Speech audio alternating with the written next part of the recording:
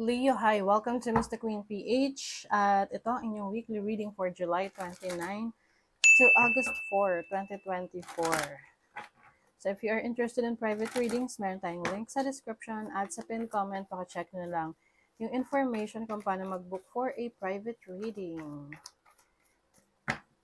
And of course, umuulan ngayon. Take care, Leo. Dito kung nasa Pilipinas kayo, maulan kasi ngayon, tsaka mabagyo. May bagyo. Yan, take care. And it's Leo season. Ayan. So happy birthday, happy solar return sa inyo, mga Leo. I wish you all the best in life. Happiness, success, good health. Yan. Okay, let's see what's coming to you, Leo, ngayong week na ito. Music. Oh, malaking bagay ang music sa buhay ninyo. Pwedeng kayo ay musician or mahilig lang talaga kayo sa music. Yung iba hindi nakakatulog ng hindi nagpapa-music. Oo, nakakatulong yan sa there was a time rin na ganyan ako na laging may music sa background. Yung mga relaxing music. O yung iba sa inyo, finally, ipupurso nyo na ang music. Kung kayo ay singer, songwriter, musician. Okay, let's see what else. You have trust. Oh, you trust and you believe in yourself. Naniniwala ka sa iyong kakayanan, sa iyong talento. Diba? Importante yan eh. Hindi tayo magda-doubt sa sarili natin na okay lang mag-doubt yung iba sa atin, no? Basta yung tayo mismo naniniwala sa sarili natin. Emotional healing. Okay, so Leo, you are healing from your past, yung trauma mo. Kung meron mang taong nakapagpasakit na inyong kalooban, no? You're healing from that. You are moving on. Let's see your overall energy. Oh, Ten of Swords. This really makes sense. Ten of Swords is ending of a painful situation. So, tapos na. Nandun ka na sa ending nung paghihirap na yan, pag-overthink na yan, pag-aalala. That's why you're healing na. Yung iba sa inyo, may let go na toxic situation sa buhay niyo. Can be a relationship or a situation sa trabaho mo, sa business, or sa career. Let's see your challenge. You have the Ace of Cups. Yung iba sa inyo nahihirapan ngayon na pumasok sa isang relationship, lalo na't hindi pa kayo talaga fully nakaka-move on, which is tama lang naman, 'di ba? Mahirap naman kasi na pumasok ka sa relationship agad-agad na hindi ka pa nakaka-move on from your past. Kasi ang magsasuffer niyan yung bago.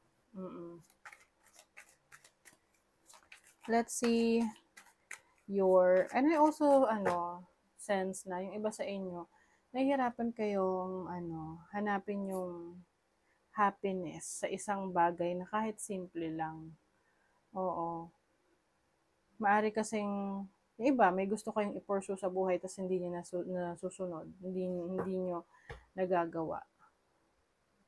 Maybe because may mga limitations sa paligid mo. So, ang kailangan dyan, i-figure out mo ano yung naglilimita sa'yo. Ano yung dapat mong gawin para matanggal yung limitasyon na yan. What is your opportunity? The Five of Swords.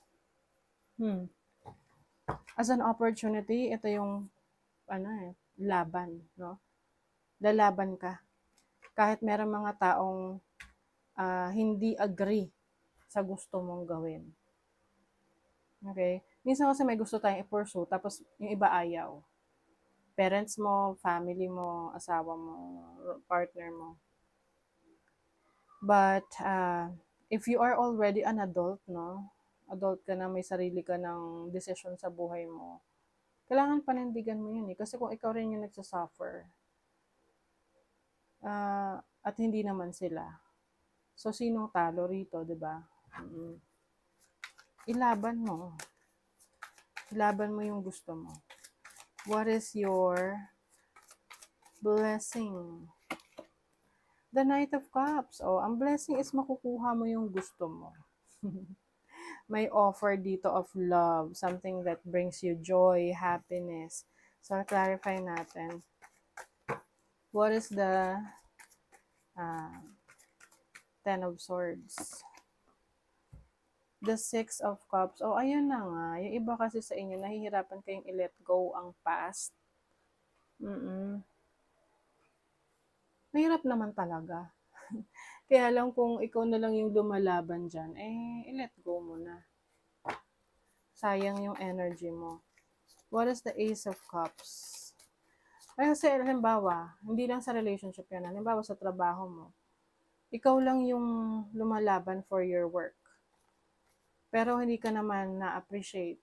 Hindi ka nire-recognize sa trabaho. So, hindi ka pinahahalagahan. Hindi ka binavalue.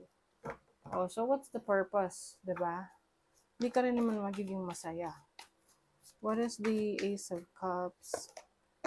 The Eight of Pentacles. Meron kayong gustong work, trabaho, career, or gustong i-pursue na hindi nyo masimulan. Bakit hindi nyo masimulan? Ask yourself, what is blocking you from doing that? What is the Five of Swords? The Tower. Oh. Ilalaban mo talaga to, Leo, with the Tower. Talagang, alam mo yung tipong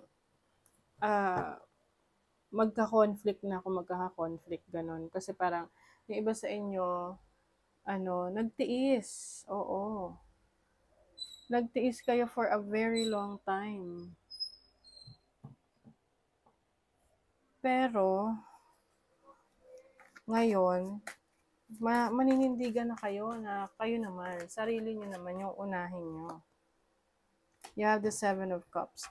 Alam nyo, ang blessing nyo ngayon, overwhelming ang opportunities na darating sa inyo. If you are starting a new relationship, or parang, let's say, umalis ka sa isang relationship before, at hindi ka pa makamove on dyan, at gusto mo nang makamove on, I feel like there is someone na darating sa buhay mo na tutulong rin sa'yo, no? Para makamove on ka na finally. Of course, choice mo pa rin yan kung agad-agad papasok ka sa relationship na yan. Kasi syempre, pwedeng unfair din yun dun sa person na kaya ka papasok dun para makamove on ka, di ba? So, at least, I think malalaman mo rin naman, kasi this is your blessing. Malalaman mo kung anong best for you. If this is the person para sa'yo. And I think, whoever this is, naiintindihan niya yung situation mo. Yung iba sa inyo, ang isa sa blessing nyo rito is, yung marami kang choices. Oo. Kung dati, parang wala kang choice sa trabaho mo, sa career mo, ngayon naman, ang dami.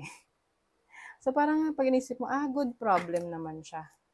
Yun nga lang, kailangan mong magdesisyon kung saan ka mas magiging masaya. Some of you are cutting off connection with someone na sa tingin mo, no longer serving your highest good, hindi na siya nakakatulong sa pag-unlad mo. You have the Star, so meron ditong hope, success, doon sa mga pangarap mo. You're going to shine. Maibabalik uli yung kinang mo, Leo. My heart, may romance talaga, Leo. If you are looking for a romantic connection. Yes. Yung mga single dyan. Meron. New person. Space. So, ito na nga. The quality of your life has more to do with what you remove from your life than what you add to it. Give yourself the gift of space. Yes.